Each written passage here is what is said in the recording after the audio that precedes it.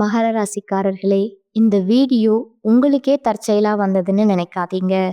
இப்போ நீங்க இந்த மகர ராசி பலன் பார்க்குறீங்கன்னா, அதுக்கு பின்னால ஒரு காரணம் இருக்குங்க.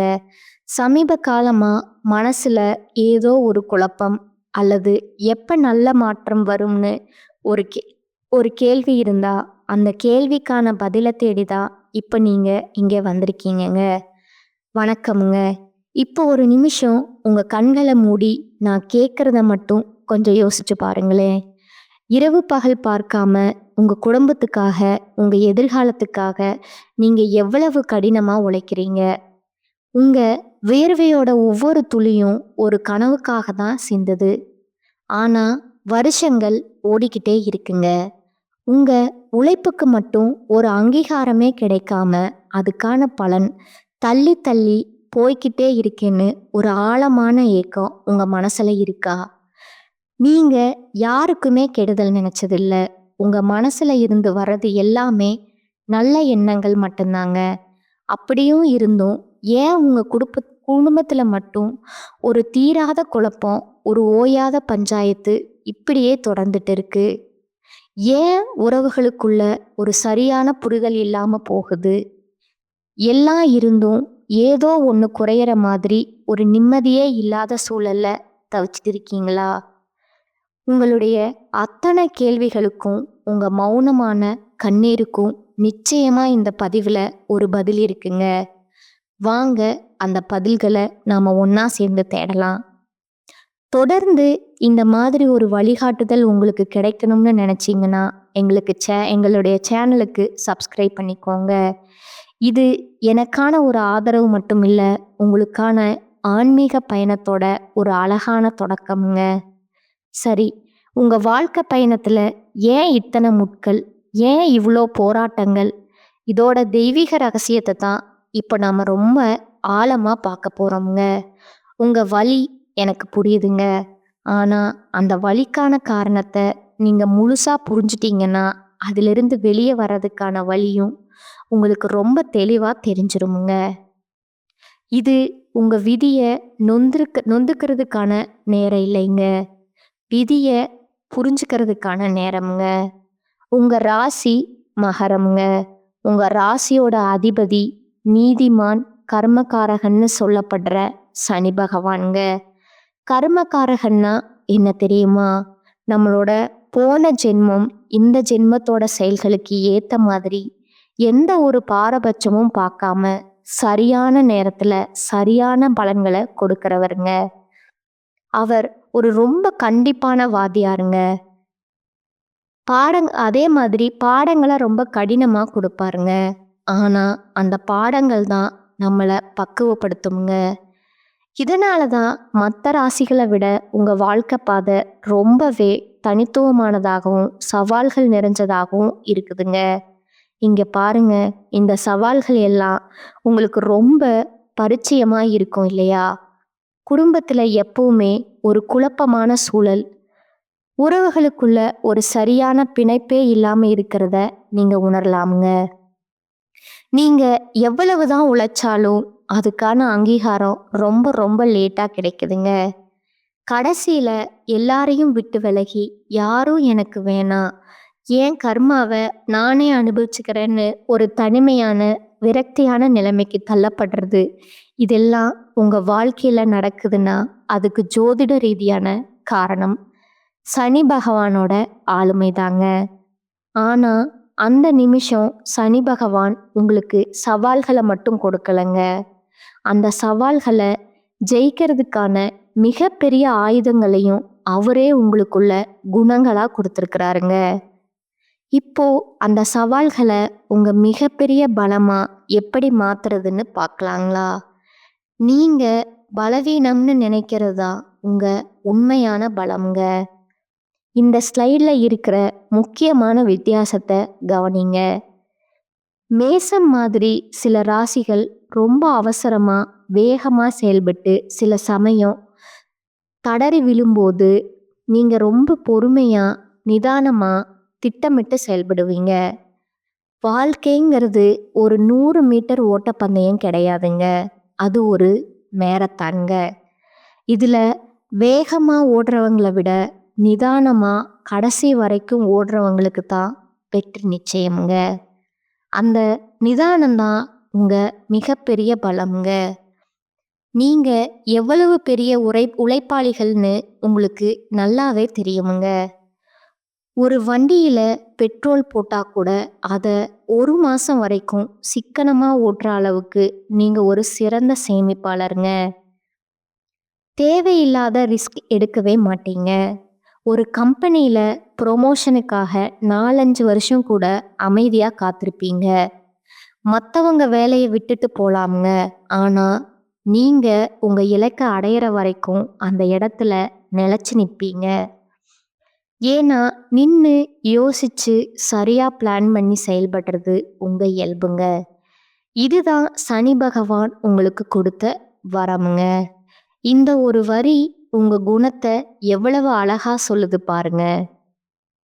சின்ன சின்ன அவமானத்துக்கோ பிரச்சனைக்கோ நீங்க ஒருபோதும் துவண்டு போய் உங்க லட்சியத்தை விட்டுடவே மாட்டீங்க. உங்க சகிப்புத்தன்மையும் விடாமுயற்சியும் ஒரு மலை மாதிரிங்க. இது முதல்ல நீங்க ஆழமா உணரணுங்க. இது உங்க பலவீனம் இல்லைங்க. இது உங்க தனித்துவம்ங்க. இப்ப நாம ரொம்ப ரொம்ப முக்கியமான ஒரு பகுதிக்கு வந்திருக்கோம்ங்க. உங்க வாழ்க்கையில இருக்கிற தடைகளை உடைச்சு உங்களுக்கு கிடைக்க வேண்டிய வெற்றிகளையும் ஆசீர்வாதங்களையும் பெறுவதற்கான சக்தி வாய்ந்த தெய்வீக வழிகளை பத்தி பார்க்க போறோம்ங்க. இதெல்லாம் வெறும் பரிகாரங்கள் இல்லைங்க. உங்க வாழ்க்கை பாதைய சீரமைக்க போற கருவிகள்ங்க. இந்த வாக்கியத்தோட சக்திய உணருங்க. இது காலத்தின் கடவுளான காலபைரவரை பற்றியதுங்க.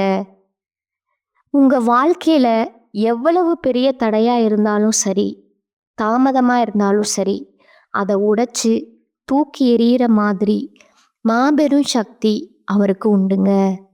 அந்த சக்தியை நம்ம எப்படி பெற போறோம்னு இப்ப விரிவா பார்க்கலாங்களா? உங்க தலைவிதிய நல்ல விதமா மாத்துறதுக்கு இந்த 3 சக்தி வாய்ந்த வழிகள் இருக்குதுங்க. இது ஒன்னோட ஒண்ணு சம்பந்தப்பட்டதுங்க. முதலாவதா காலத்தோட அதிபதியான காலபைரவர் வழிபாடுங்க. 2வது பைரவரோட வாகனமான நாய்களுக்கு சேவை செய்யறதுங்க. 3வது உங்க ராசியிலேயே ஜோதியா தரிசனம் தர்ற ஐயப்பனுக்கான சபரிமலை யாத்திரைங்க. இது ஒவ்வொன்றை பத்தியும் இப்ப ஆழமா பார்க்கலாங்களா? முதல் மற்றும் மிக முக்கியமான பரிகாரம் காலபைரவர் வழிபாடுங்க. அது ஏன் தெரியுமா? ஜோதிட சாஸ்திரப்படி காலபைரவர் சனி பகவானோட குருவா கருதப்படுறாருங்க. ஒரு குருவோட பேச்ச சீடன் கேட்பான் இல்லையா? அதே மாதிரி பைரவரை நீங்க முழு மனசோட வழிபட்டா சனியோட தாக்கங்கள் நல்லாகவே குறைஞ்சு நன்மைகள் பெருக ஆரம்பிக்குங்க. காலபைரவரை நீங்க கெட்டியா பிடிச்சிக்கிட்டீங்கன்னா காலமே உங்களுக்கு சாதகமா மாறுங்க. குறிப்பா மாசம் மாசம் வர தேய்பிறை அஷ்டமி நாட்கள்ல காலபைரவரை வழிபடுறது ரொம்ப ரொம்ப விசேஷம்ங்க. உங்க வீட்டுக்கு பக்கத்துல இருக்கிற சிவன் கோவில்ல இருக்கிற பைரவர் சன்னதியில வழிபடலாமுங்க. சென்னையில இருக்கிறவங்க புளிச்சலூர்லையும் செங்கல்பட்டு பக்கத்துல திருவடி சூலத்திலையும் வழிபடலாமுங்க. தர்மபுரியில இருக்கிற அதியமான் கோட்டை காலபைரவர் ஸ்தானத்துக்கு வாழ்க்கையில ஒரு தடவையாவது போயிட்டு வாங்க. அங்க போனாலே ஒரு பெரிய மாற்றம் தெரியுமுங்க. அதே மாதிரி திண்டுக்கல் தாடி கொம்புல இருக்கிற ஸ்வர்ண ஆகர்ஷண பைரவர் உங்க பொருளாதார தடைகளை நீக்க ரொம்ப சக்தி வாய்ந்தவருங்க. இப்போ நம்மளோட கர்ம வினைகளை குறைச்சு புண்ணியத்தை சேர்க்கிற அடுத்த 2 தெய்வீக வழிகளை பத்தி பார்க்கலாங்களா? இது ரெண்டுமே நம்ம வாழ்க்கையோட போக்கையே மாற்றக்கூடிய சக்தி கொண்டதுங்க. இது செய்யறதுக்கு ரொம்ப எளிமையானதுங்க. ஆனா பலன்களும் அளவிட முடியாததுங்க. 2வது பரிகாரம் நாய்களுக்கு சேவை செய்யறதுங்க. பைரவரோட வாகனமான நாய்களை நீங்க கடவுளோட ரூபமா பார்க்கணுங்க. தெருவில் இருக்கிற ஆதரவில்லாத நாய்களுக்கு டெய்லி ஒரு பிஸ்கட்டோ இல்லை ஒரு கைப்பிடி சாதமோ வைங்க. அதுங்க கிட்ட அன்பு காட்டுங்க. ரொம்ப முக்கியமா, ஒருபோதும் எந்த சூழ்நிலையும் ஒரு நாயையும் அடிச்சிடாதீங்க. நீங்க ஒரு நாய்க்கு செய்யற சேவை நேரடியா பைரவரையும் சனி பகவானையும் சாந்தப்படுத்தி உங்க கர்ம வினைகளை குறைச்சு புண்ணிய கணக்கை அதிகப்படுத்துங்க. 3வது வழி சபரிமலை யாத்திரைங்க. மகர ஜோதின்னு நம்ம சொல்றோம் இல்லையா, அந்த மகர ஜோதி உங்க ராசியான மகரத்துல தான் தரிசனம் தருதுங்க. அதனால உங்களுக்கும் ஐயப்பனுக்கும் ஒரு பிரிக்க முடியாத ஆன்மீக பந்தம் இருக்குதுங்க. ஐயப்பன் உங்க ராசியோட குலதெய்வம் மாதிரிங்க. அவரை சரணடைகிறதும் ஒரு குழந்தை தாயை சரணடைகிற மாதிரிங்க. உங்க வாழ்க்கையில ஒரே ஒரு தடவையாவது ஒரு முறையாவது 48 நாள் விரதம் இருந்து இருமுடி கட்டி அந்த 18 படிகளை மிதிச்சு ஐயப்பனை தரிசனம் பண்ணுங்க. அந்த 48 நாள் விரதங்கிறது வெறும் சாப்பாடு கட்டுப்பாடு இல்லைங்க, அது ஒரு தவம்ங்க. நம்ம ஐம்புலன்களையும் கட்டுப்படுத்தி மனசை ஒருமுகப்படுத்துற ஒரு ஆன்மீக பயிற்சிங்க.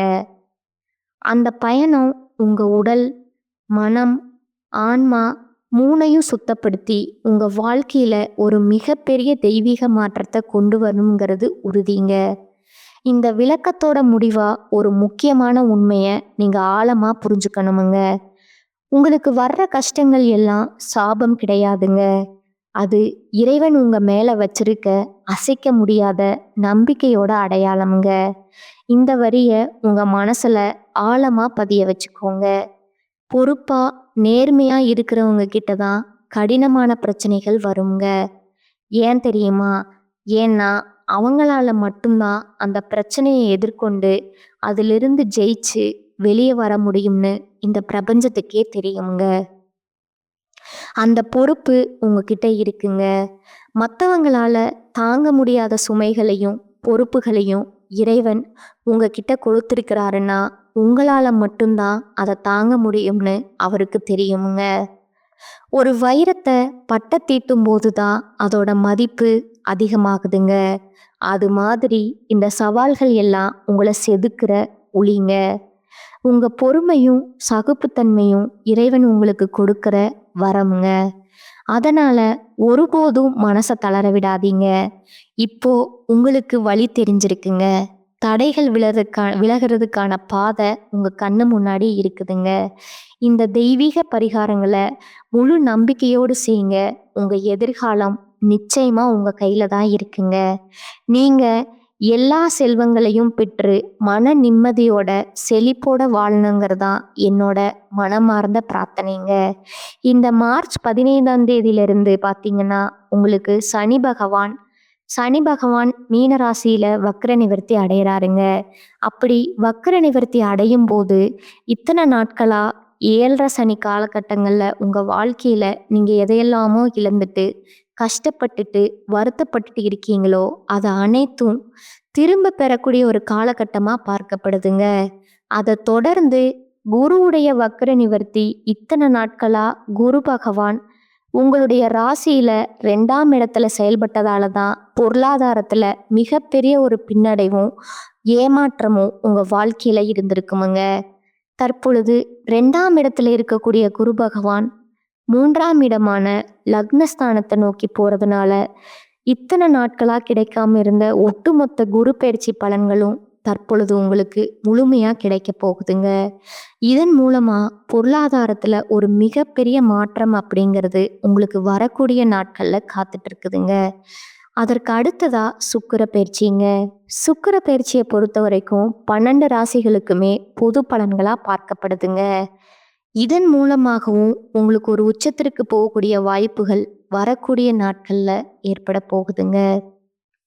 அடுத்ததா ராகு கேது பயிற்சி. ஐயோ, ராகு கேது பயிற்சியா சொன்னாவே எல்லாருமே பயப்படுவாங்க. அந்த அளவுக்கு கடந்த காலகட்டங்களில் இந்த ராகு கேது காலகட்டம் அப்படிங்கிறது மிக மோசமான ஒரு காலகட்டமாகவே உங்களுக்கு அமைஞ்சிருக்குதுங்க. ஆனா, தற்பொழுது வரக்கூடிய இந்த ராகு கேது காலகட்டம் அப்படிங்கிறது, கடந்த காலகட்டங்கள்ல ஏற்பட்ட உடல் சார்ந்த பிரச்சனைகள் அனைத்தும் வரக்கூடிய நாட்கள்ல முழுவதுமா நிவர்த்தியாக போகுதுங்க. நீங்க ஒரு பிஸ்னஸ் ஸ்டார்ட் பண்ணுவீங்க. ஏதாவது ஒரு பிரச்சனை ஸ்ட்ரகுல்குள் எல்லாம் வந்துட்டு இருக்குமுங்க. இந்த தடைகள் அனைத்தும் நிவர்த்தி பண்ணக்கூடிய ஒரு காலகட்டமா, இந்த ராகு கேது காலகட்டம் அப்படிங்கிறது உங்களுக்கு அமைஞ்சிருக்குதுங்க. அதற்கு அடுத்ததா பார்த்தீங்கன்னா, 5 வருட கிரகங்களுடைய சேர்க்கை ஒன்றாக இருக்கிறதுனால, இது நிச்சயம் உங்களுக்கு ஒரு மாற்றத்த ஏற்படுத்தக்கூடிய அந்த அளவுக்கு இந்த 2026 வரக்கூடிய நாட்கள்ல கண்டிப்பா வெற்றியும், உறுதியும் நிச்சயமா உங்களுக்கு தரப்போகுதுங்க. கடந்த காலகட்டங்கள்ல நல்ல ஒரு வேலைங்கிறது கிடைச்சிருக்காதுங்க.